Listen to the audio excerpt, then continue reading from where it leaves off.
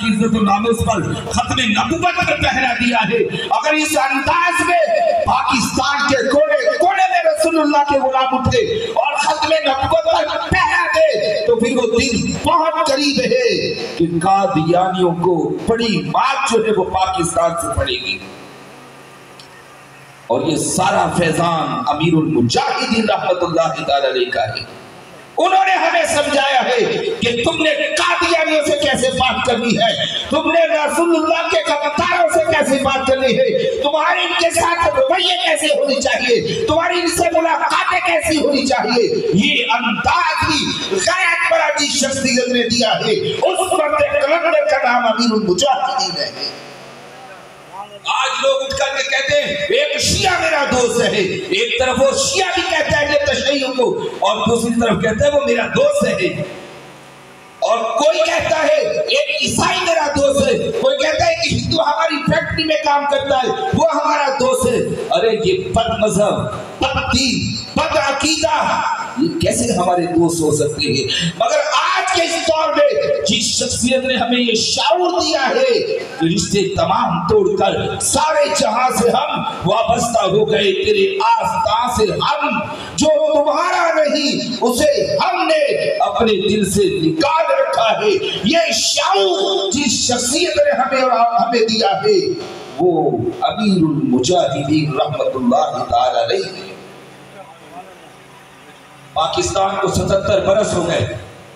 अगर हम थोड़ा सा गौर करेंगे एक बड़ी तादाद ऐसी होगी कि जिनके वालिदैन, जिनके बड़े, कोई पीपल्स पार्टी को वोट कास्ट करता था, कोई मुस्लिम लीग नून को वोट कास्ट करता था, कोई M2M को वोट कास्ट करता था, कोई दीगर PTI को वोट कास्ट करता था। मगर ये क्या बात है कि 2018 से ऐसी सूरत हाल तब्दील हुई कि आज गली गली से आवाज आ रही है कि हमें किसी के चेहरे की जरूरत नहीं है, कि ये चेहरे बदलने का टाइम नहीं है, ये निजाम बदलने का टाइम है।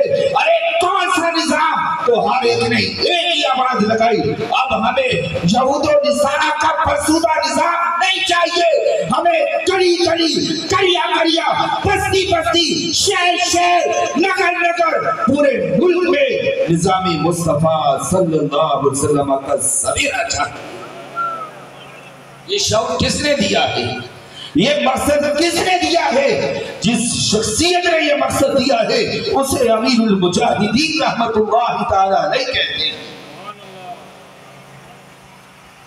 ये बड़े अफसोस की बात है कि जो वतन ला इलाहा इल्लल्लाह मुहम्मदुर रसूलुल्लाह सल्लल्लाहु अलैहि वसल्लम के नाम पर, यानी कलीमे के नाम पर बना, वो मुल्क जिसमें हर दूसरे घर वाला कहे कि मैं मिलादी हूँ, जहां कोई हर कोई ये नारा लगाए कि मैं रसूलुल्लाह का गुलाम हूँ, या हर दूसरा शख्स कहे मैं भी आशिक़े रसूल हूँ। इस गली की बात की जाए तो हर कोई यही दावा करेगा मैं आशिक़े रसूल हूँ। इस मोहल्ले की बात की जाए लोग कहेंगे हम आशिक़े रसूल है।